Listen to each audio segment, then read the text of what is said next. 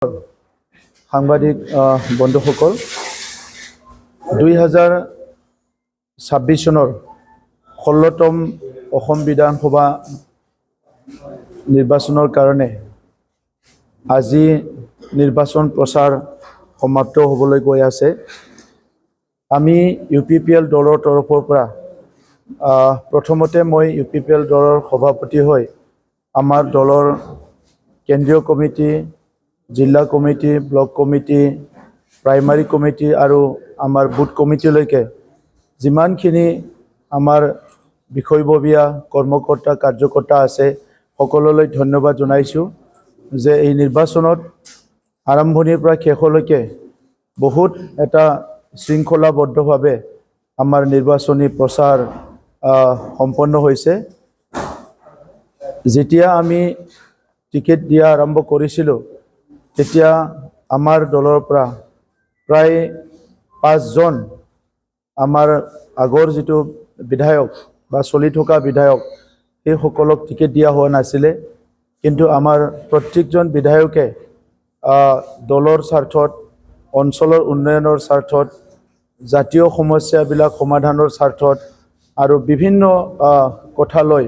তেখেতসকলে discipline maintain কৰিছে আৰু আৰম্ভণিৰ পৰা শেষলৈকে আমাৰ ইলেকশ্যন কেম্পিঙত দিনে নিশা পৰিশ্ৰম কৰিছে। মই ধন্যবাদ জনাওঁ আমাৰ UG ব্ৰহ্ম ডাঙৰীয়া, গোবিন্দ বসুমতাৰী ডাঙৰীয়া, জিৰণ দৈমাৰী ডাঙৰীয়া, নিৰ্মল কুমাৰ ব্ৰহ্ম ডাঙৰীয়া, জলেন দৈমাৰী ডাঙৰীয়ালৈ। তেখেতসকলে আমাৰ সিটিং MLA আছিলে, কিন্তু তেখেতসকলৰ ঠাইত নতুন মুখ আমি আনিছোঁ, তাত তেখেতসকলৰ তৰফৰ পৰা সম্পূৰ্ণ সঁহাৰি জনাইছে। এই নিৰ্বাচনত UPPL দলে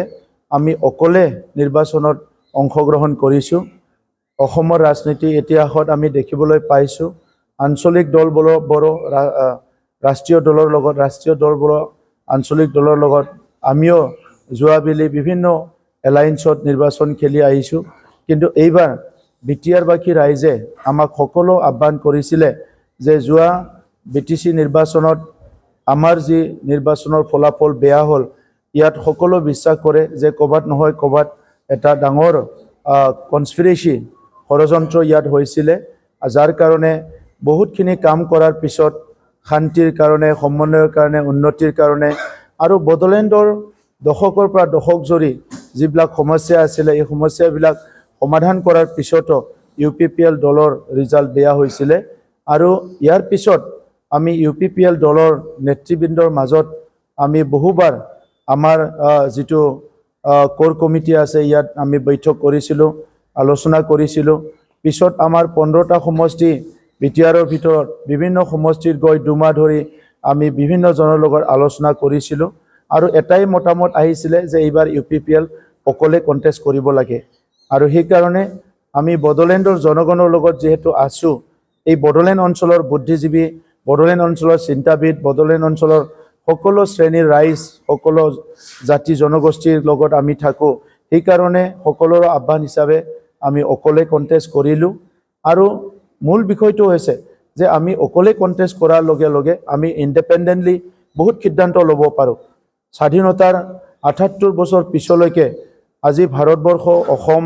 বা আমাৰ অঞ্চলবিলাকত চালে বহুতখিনি সমস্যাবিলাক আজিলৈকে সমাধান হোৱা নাই। যি বিষয়বিলাক সংবিধানত আছে এই বিষয়বিলাকো সমাধান হোৱা নাই। যি বিষয়বিলাক আমাৰ দেশৰ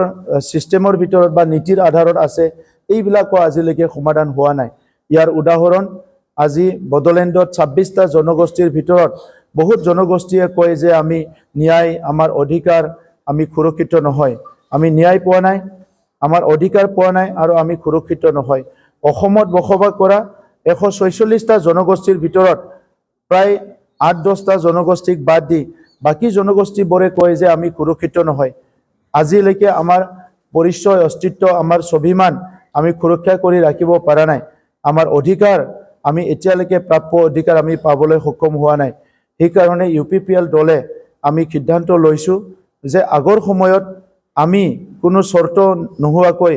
আমি কাৰোবাৰ দলৰ লগত মিলি চৰকাৰ গঠন কৰাত সহায় কৰিছিলোঁ, একেলগে আছিলোঁ, কিন্তু এইবেলি UPPL দলে আমি কোনো এটা দলৰ লগত চৰকাৰ গঠন কৰিব লাগিলে আমি এটা চৰ্ত লৈহে আমি আগবাঢ়িম আৰু চৰ্তটো হ'ব বড়োলেণ্ড অঞ্চলৰ ৩৫ লাখ জনগণ ২৬টা জনগোষ্ঠীৰ বিভিন্ন সমস্যা অধিকাৰ সেই জনগোষ্ঠীবোৰৰ পৰিচয় অস্তিত্ব সাংস্কৃতিক ৰক্ষণাবেক্ষণৰ কথা আৰু অসমৰ ১৪৬টা জনগোষ্ঠীৰ ভিতৰত ৮-১০টা জনগোষ্ঠীক বাদ দি বাকী আটাইবোৰ জনগোষ্ঠীৰ কাৰণে আমি মাত মাতিবলৈ বা তেখেতসকলৰ সমস্যা সমাধান কৰাৰ কাৰণে চৰ্ত লৈহে আমি আগবাঢ়িম আৰু সেই জনগোষ্ঠীবিলাকে যিয়ে অসমৰ থলুৱা হয় খিলঞ্জীয়া হয় ভূমিপুত্ৰ হয় এই সকলৰ সমস্যাবিলাক সমাধান কৰাটোৱে UPPL দলৰ প্ৰায়ৰিটি হ'ব এই প্ৰায়ৰিটিক লৈ পেলাই এই মানে আমাৰ যিটো মেইন এজেণ্ডাক লৈ পেলাই আমি এইবাৰ নিৰ্বাচনত অংশগ্ৰহণ কৰিছোঁ তেখেতক মই শ্ৰদ্ধা কৰোঁ বিশ্বজিৎ দৈমাৰী ডাঙৰীয়াক কিন্তু তামোলপুৰীয়া হিচাপে তামোলপুৰৰ লগত মোৰ আবেগ অনুভূতি মোৰ আশা আকাংক্ষা মোৰ ইমোশ্যনেল এটাচমেণ্ট মোৰ তামোলপুৰৰ লগত আছে আৰু সেইকাৰণে মই বহুত বেছি দীঘলীয়া সময় পোৱা নাই 2020 চনত পলিটিক্সত আহিলোঁ ডিচেম্বৰত চৰকাৰ গঠন কৰিলোঁ কোভিডৰ কাৰণে 1.5 বছৰ গ'ল ইয়াৰ পিছতো আজি তামোলপুৰখন সকলো দিশৰ পৰা এখন নতুন ডিষ্ট্ৰিক্ট হোৱাৰ পৰা বাকীখিনি যি যাৱতীয় কাম ইয়াৰ ইনফ্ৰাষ্ট্ৰাকচাৰ ইয়াৰ গাঁৱে ভূঞে ৰাস্তা ঘাট দলং ইয়াত থকা আমাৰ গোসাইঘৰ ইয়াত থকা আমাৰ সত্ৰ বাথৌ থানচালি যিমানখিনি আমি নিৰ্মাণ কৰিলোঁ স্কুল কলেজত যিমানখিনি আমি কাম কৰিলোঁ কোনো ইমানখিনি কৰা নাই গতিকে আজি নতুন তামোলপুৰ যিটো গঠন হৈছে নতুন তামোলপুৰ যিটো নিৰ্মাণ হৈছে ইয়াত UPPL দল ইয়াত প্ৰমোদ বড়ো ইয়াত জলেন দৈমাৰী আৰু আমাৰ বহুত নেতৃত্বৰ ইয়াত বহুতখিনি অৰিহণা আছে আৰু এই কথাটো তামোলপুৰবাসী ৰাইজে পাহৰি যোৱা নাই যে 70 বছৰৰ পিছত যে বহুত গাঁৱত ৰাস্তা হ'ল কালভাৰ হ'ল বহুত শিক্ষা অনুষ্ঠানবিলাক ভাল হ'ল এই কথাবিলাক সবে মনত ৰাখিছে গতিকে এজন বিধায়ক হ'বলৈ মানুহৰ গুণ মানুহৰ চিন্তাধাৰা এইটো বহুত চাই গতিকে আজিৰ সময়ত যেহেতু বিশ্বজিৎ দৈমাৰী ডাঙৰীয়া 3বাৰকৈ ৰাজ্যসভাৰ আছিলে এবাৰ অধ্যক্ষ হৈছে 5 বছৰ কমপ্লিট ইয়াৰ আগত বিধায়ক হৈছে তাৰ পিছতো তামোলপুৰবাসীৰ কাৰণে কোনো একো কাম নকৰাত তামোলপুৰবাসী ৰাইজে ক্ষোভ হৈছে আৰু তেখেতক কোনো কাৰণত সমৰ্থন নিদিয়ে তো সেইকাৰণে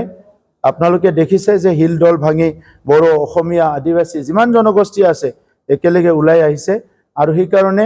1 লাখ ভোটৰ যিটো ভোট লৈ পেলাই UPPL প্ৰাৰ্থী বিজয় হ'ব এইটো আপোনালোকে আজি নিশ্চিত কৰক মুখ্যমন্ত্ৰী ডাঙৰীয়াকটো সদায় মই ধন্যবাদ জনালোঁ যে এই কথাটো যে ক'লে যে বাই ইলেকশ্যন হ'ব তাৰমানে ইলেকশ্যনটো আমি জিকিলোঁ এইটো ডিক্লেয়াৰ দিলে কিন্তু ইয়াত বাই ইলেকশ্যন নহয় কাৰণ মই বিধায়ক হ'বলৈ নিৰ্বাচন খেলিছোঁ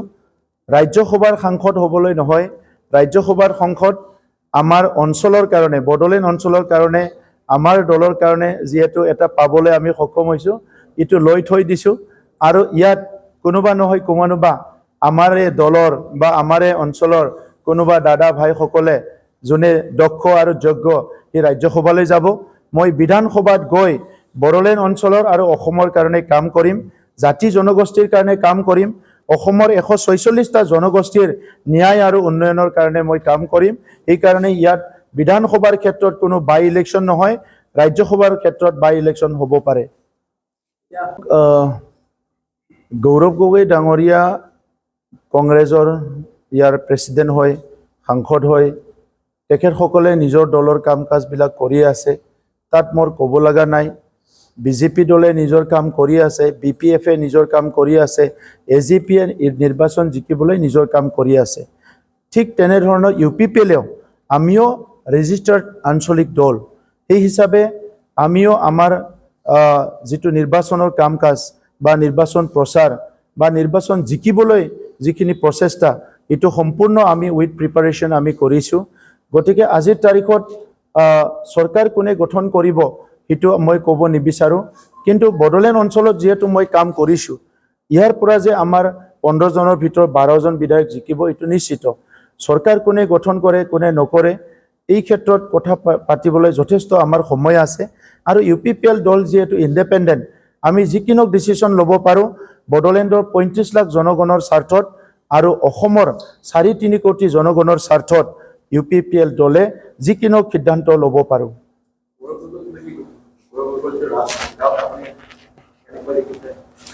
চাওক ব্যক্তিগতভাৱে মোৰ তেনেকুৱা এনালাইচিছ কৰিবলৈ কোনো নাই এজন কেণ্ডিডেট হিচাপে মোৰ পৰা উইচ থাকিল মোৰ তৰফৰ পৰা সবলৈ শুভেচ্ছা থাকিল 126টা আমাৰ যেটো আজি বিধানসভা সেগমেন্ট আছে বা সিট আছে তাত বহুত প্ৰাৰ্থী তেখেতসকলে এই নিৰ্বাচনত কন্টেষ্ট কৰিছে মই প্ৰত্যেকজনলৈ মই শুভেচ্ছা জনাইছো আমাক অনুষ্ঠান প্ৰতিষ্ঠান লাগে আমাক কলেজ ইউনিভাৰ্চিটি লাগে আমাক বিভিন্ন অঞ্চল বিলাকত উন্নয়ন লাগে দলং লাগে ৰাস্তা লাগে কিন্তু ইয়াৰ ওপৰত আমি এটা কথাটো বিচাৰিছো যে ৰাস্তা দলং বনোৱাটো চৰকাৰৰ দায়িত্ব স্বাধীনতাৰ 70 বছৰ 78 বছৰ ৰাস্তা বনাই আছে শেষ হোৱা নাই দলং বনাই আছে শেষ হোৱা নাই কিন্তু সামাজিকভাৱে চাবলৈ গলে যে বিভিন্ন জাতি জনগোষ্ঠীয়ে আজি নিজৰ দেশতে সুৰক্ষিত নহয় বুলি অনুভৱ কৰাটো এই বিষয়টোকে মূল এজেন্ডা হিচাপে লৈ আমি অসম এছেম্বলিত আহি আছো আৰু অসম এছেম্বলিত আহি এইবাৰ ইউপিপিএলৰ প্ৰত্যেকজন বিধায়ক আমি এটা স্ট্ৰং ডিসিশন লৈ আমি আগবাঢ়িম যে এই জাতি জনগোষ্ঠীৰ ন্যায় প্ৰদান কৰাটো এই জাতি জনগোষ্ঠীৰ অধিকাৰ প্ৰদান কৰাটো এই জাতি জনগোষ্ঠীৰ চৰকাৰী নীতিৰ আধাৰত তেখেতসকলৰ ভাষা সংস্কৃতি ৰীতি নীতিবিলাক ৰক্ষণাবেক্ষণ দিয়াৰ কাৰণে কাম কৰাটোৱে আমাৰ মূল এজেন্ডা আৰু সেই কাৰণে আমি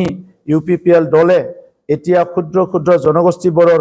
আজি দেখিবলৈ পালে সকলোৰে আমি বন্ধু হৈ পৰিছো সকলোৰে আমি আপোন হৈ পৰিছো আৰু এই নিৰ্বাচনত যিখিনি আমি কেম্পেইন কৰিলো ইয়াত ৰাষ্ট্ৰীয় দলৰ যিবিলাক পৰিবেশ ইমান ভাল নহয় কাৰণটো হল তেখেতসকল পাৰ্টিক লৈ বহুত ক্ষোভ আছে আঞ্চলিক দলবোৰৰ ভিতৰতো বদলেণ্ডত আমি চালে তেখেতসকলৰ প্ৰাৰ্থী আৰু পাৰ্টিক লৈ বহুতৰে ক্ষোভ আছে আৰু সেই ভোটবিলাক আৰু বিবেক ভোট সব পলিটিক্সত বহুত বেছি ফ্ৰেন্ড আৰু এনিমি নাই আমি 5টা বছৰ এনডিএ হিচাপে আছিলো বা এনডিএত বিজেপি আছে এজিপি আছে বহুত দল আছিল এই সময়ত আৰু আমি তাত এই সময়ত শামিল হৈছিলো বদলেণ্ডৰ উন্নয়নৰ স্বাৰ্থত বিভিন্ন স্বাৰ্থত কিন্তু এতিয়া বিজেপি আৰু বিপিএফ এলায়েন্স হোৱাৰ পিছত ইউপিপিএলে আমি অকলে নিৰ্বাচন খেলাৰ কাৰণে সিদ্ধান্ত লৈছো আৰু এই ক্ষেত্ৰত আমাৰ সিদ্ধান্তটো আমি সকলোৰ লগত আলোচনা বিলোচনা কৰি লৈছো গতিকে মই নিৰ্বাচন প্ৰচাৰত গৈহে গম পালো যে আমাৰ সিদ্ধান্তটো সঠিক সিদ্ধান্ত হৈছে আৰু যিদিনা 15 জন আমাৰ ক্যান্ডিডেট ডিক্লেয়াৰ কৰা কমপ্লিট হৈছে বদলেণ্ডবাসী ৰাইজে উৎফুল্লিত হৈছে তো এই কাৰণে মই আশা ৰাখো যে আমাৰ দলে বদলেণ্ড অঞ্চলত হাইয়েষ্ট আমি সিট পাবলৈ গৈ আছো